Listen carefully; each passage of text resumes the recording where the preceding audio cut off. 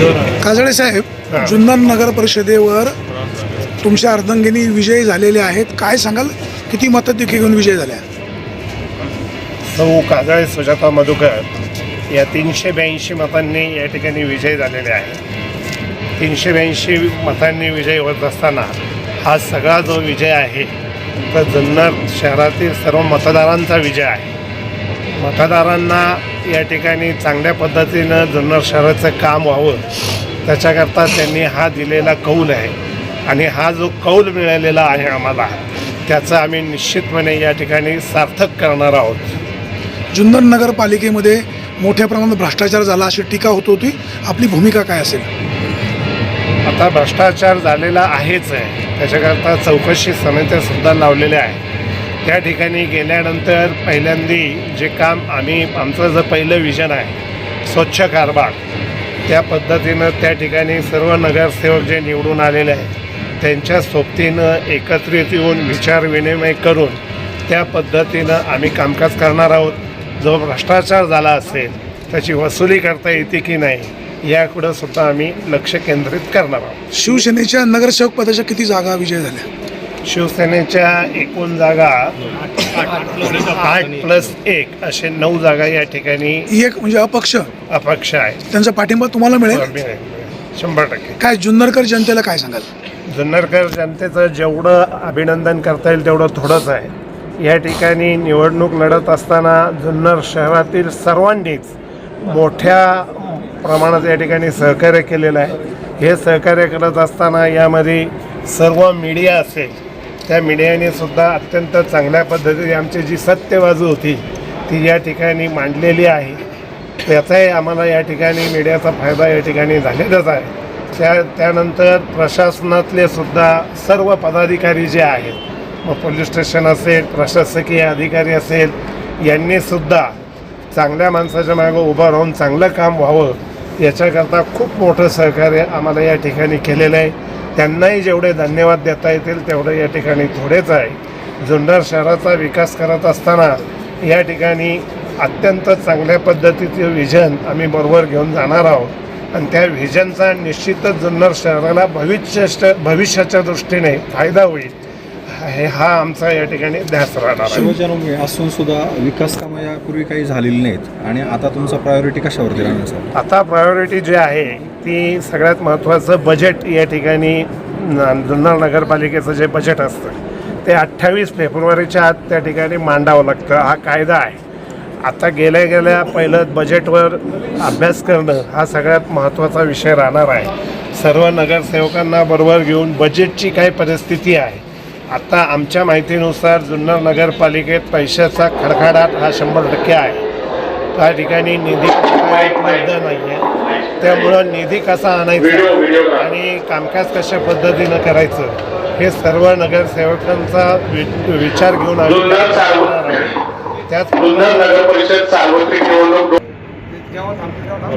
या ठिकाणी जुन्नर नगर परिषदेमध्ये काम करत असताना आपले शिवनेरीचे शिलेदार माननीय आमदार शरददादा सोनवणे, त्याचप्रमाणे उपमुख्यमंत्री माननीय एकनाथजी शिंदेसाहेब यांचं खऱ्या अर्थानं मोठं सहकार्य या ठिकाणी लाभलेलं आहे आणि यापुढेही या विकास कामांकरता नगरपालिकेच्या निधीकरता त्यांचं सहकार्य या ठिकाणी मोठ्या प्रमाणात लागणार आहे.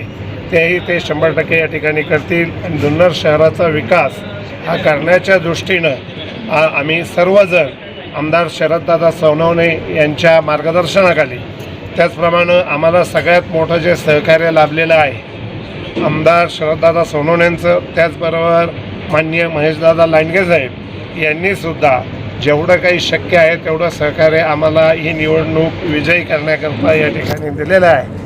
त्यांचासुद्धा या ठिकाणी खऱ्या अर्थानं आम्ही अभिनंदन करतो. महेशदादांनी स्वतंत्र पॅनल उभं केलं होतं आणि सहकार्य केलं म्हणजे काय आतून मदत केली? नाही, तसं नाही आहे. विचाराची धारा जी आहे ती सगळ्यात महत्त्वाची असते. आम्ही गेली 45 वर्ष एकाच विचारात राहिलो, एकाच विचाराने चाललो आणि एकाच विचाराने पुढेही चालणार आहोत. जी 45 वर्ष काम आम्ही केलेलं आहे त्या कामामध्ये सर्वांचा सहभाग या ठिकाणी मोठा आहे. कारण हा विजय काय माझ्या एकट्याचा नाही आहे, हा सर्व मतदारांचा विजय आहे. त्यामध्ये शिवसेना सर्व पदाधिकारी, मग तालुका प्रमुख असतील, शहर प्रमुख असतील, ह्या सर्वांचा आणि सर्व गट प्रमुख, सर्व पदाधिकारी यांचा मोठा सहभाग आहेच. परंतु ज्या विचाराची धारा आम्ही सातत्यानं बरोबर घेऊन गेलो, त्या विचाराच्या धारेमध्ये सुद्धा महेशदादा लांडगे यांचाही हा विचार होता.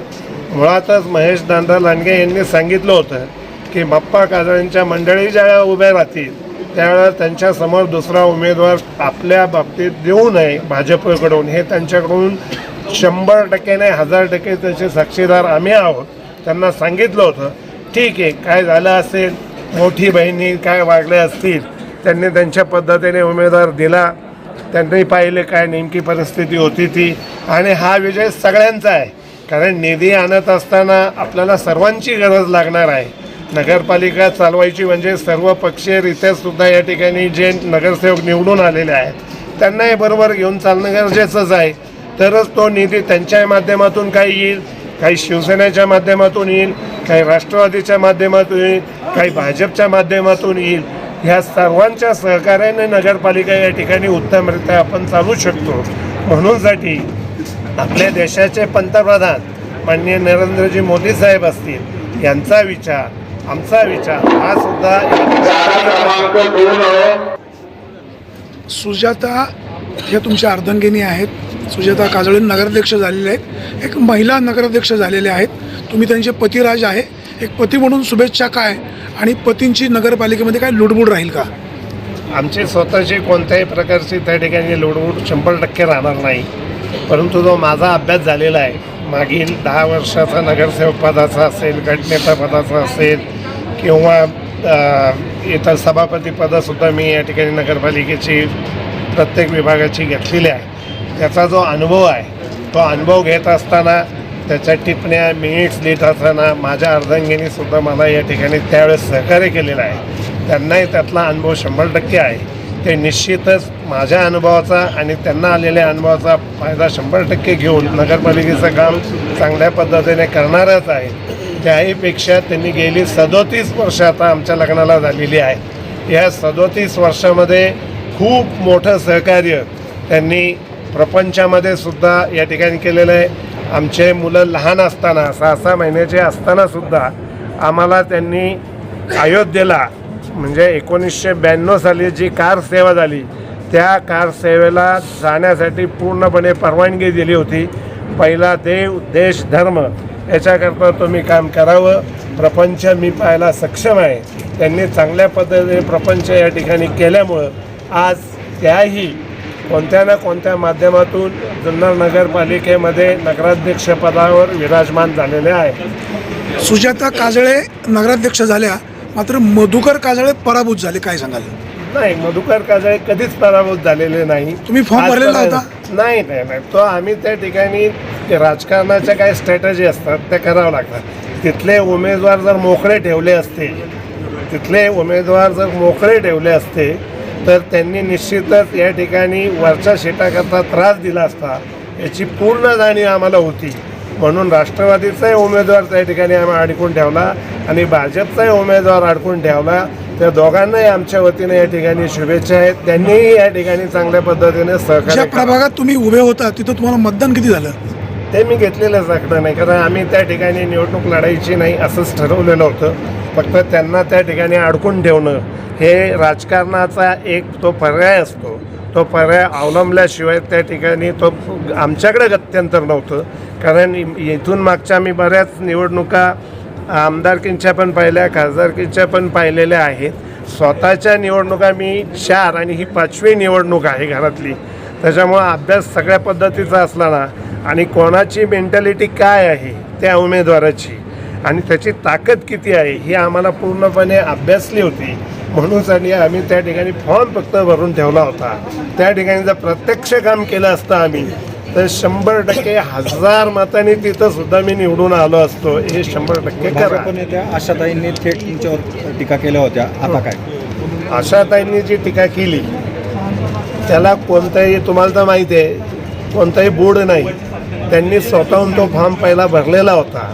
आता त्या ठिकाणी निवडणूक प्रक्रियेमध्ये त्यांनी प्रत्येक वेळाला त्यांना माहिती होतं की मप्पा हा यशस्वी माणूस आहे.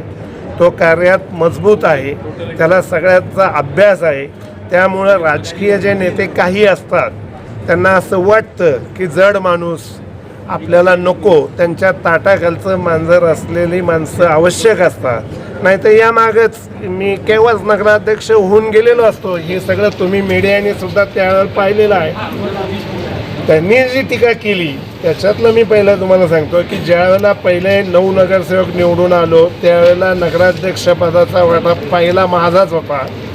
परंतु त्यांनी स्वतःनी संजय परदेशी यांच्या घरामध्ये नाव घेऊन सांगतोय मी, त्यांच्या घरातले देव हातात घेऊन सांगितलं की 1.25 वर्षांनी मप्पा तुम्हाला आम्ही नगराध्यक्ष करणार आहोत. जागा क्रमांक 3 आरक्षण नामांकित महिला उमेदवार त्या जागेसाठी 1003 ही सर्वाधिक मते मिळवून यथोचितरित्या निवडून. उपनगराध्यक्ष पदाची माळ कोणाच्या गळ्यात पडणार? उपनगराध्यक्षपदाची जी माळ आहे ती अनुभवी व्यक्तिमत्व कोणी असेल, आमदार शरददादा सोनवणे ज्या पद्धतीने सांगतील त्या पद्धतीने तो निर्णय त्या ठिकाणी आम्हाला घ्यावा लागणार आहे. आशाताई बुचके यांना एकीकडे तुम्ही बहीण म्हणता आणि दुसरीकडे टीका पण करता. मी पहिल्यापासून त्यांनी आम्हाला राखी बांधलेली होती, त्यांनी करू द्या टीका केली तर, पण आम्ही करणं ते योग्य नाही. मोठे आहेत ना, त्यांना अनुभव जादा आहे सगळ्याचा. जुन्नर नगर परिषदेच्या या निवडणुकीचा आगामी जिल्हा परिषद पंचायत समिती निवडणुकीवर काय परिणाम होईल?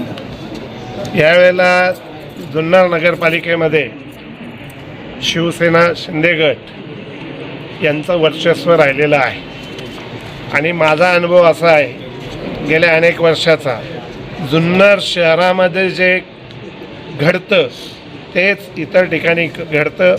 पंचायत समितीमध्येसुद्धा आम्ही सर्व उमेदवारच नव्हे तर कार्यकर्तेसुद्धा या ठिकाणी पंचायत समिती जिल्हा परिषदेकरता पूर्णपणे शिवसेना धनुष्यबाण याच्याकरता प्रयत्नशील राहणार आहोत. जुन्नर शहरामध्ये हिंदू मुस्लिम बांधव एकत्र राहतात, त्यांचा एकोपा कायम राहावा यासाठी आपले प्रयत्न काय राहतील? हिंदू मुस्लिम हा भाग सगळा वेगळा आहे. हिंदू मुस्लिम हे आजपर्यंत एकत्र राहत आलेलेच आहेत, इथून मागे ते राहिलेले आहेत, तिथून पुढे ते एकत्रच राहणार आहे. राजकीय पोळ्या भाजण्याकरता काही व्यक्ती किंवा काही पुढारी हे ते गणितं आखत असतात. परंतु सर्व मुस्लिम हे आता मुस्लिम बांधवांकडून सुद्धा मला काही मतदान झालेलंच आहे, त्याच्यातही मतदान मिळालं आहे ना, मला काय नाही मिळालं असं नाही. त्यामुळं मुस्लिम समाजामध्ये सुद्धा त्यांना कळतं की चांगला माणूस कोण आहे, काम करणारा माणूस कोण आहे, कशा पद्धतीने काम करणार आहे, स्वच्छ कारभार कोण करू शकतं. हे मुस्लिम समाजातून सुद्धा विशेष करून प्रभाग क्रमांक 3 असेल, 9 असेल, 8 असेल, 10मधून सुद्धा मला या ठिकाणी मतदान झालेलं आहे. आणि ते जे मतदान झालेलं आहे त्या मतदानाद्वारेच आम्ही असं समजतो की या ठिकाणी हिंदू मुस्लिम कोणताही या ठिकाणी वाद नाही आहे. सगळ्यांनी एकत्रित येऊन जुन्नर शहराबरोबर, पुणे जिल्ह्याबरोबर, महाराष्ट्राबरोबर भारताची आणि या मातेची सेवा करावी. दुसऱ्यांदा शिवसेनेचा भगवा जुन्नर नगर परिषदेवरून फडकलेला आहे. मागच्या वेळेला तुम्ही श्याम पांडेंना नगराध्यक्ष पक्षाने उभं केलेलं होतं, आता श्याम पांडेंना राष्ट्रवादी काँग्रेसची मदत घेऊन त्यांच्या पत्नी नगरसेवक झाल्यात. काय हे कशाचं लक्षण?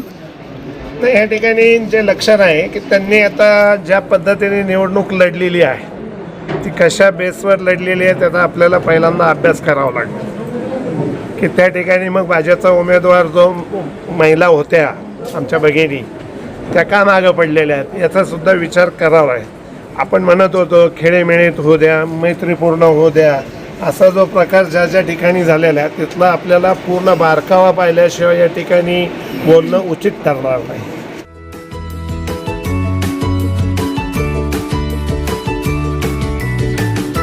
बातम्या शेतीच्या, बातम्या मातीच्या, बातम्या अन्यायाच्या, गुन्हेगारीच्या,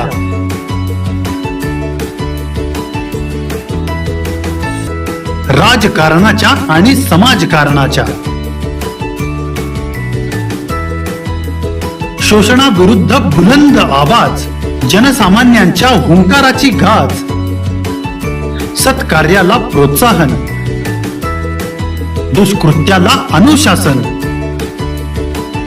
निर्भीड, निस्पृह, सडेतोड, बेधडक आणि रोखठोक म्हणजेच विघ्नहर टाइम्स. शोध बातमीचा, ध्यास सत्याचा. आपलं चॅनल, आपली बातमी. सबस्क्राईब तर कराच, पण बेल आयकॉनवर क्लिक करायलाही विसरू नका.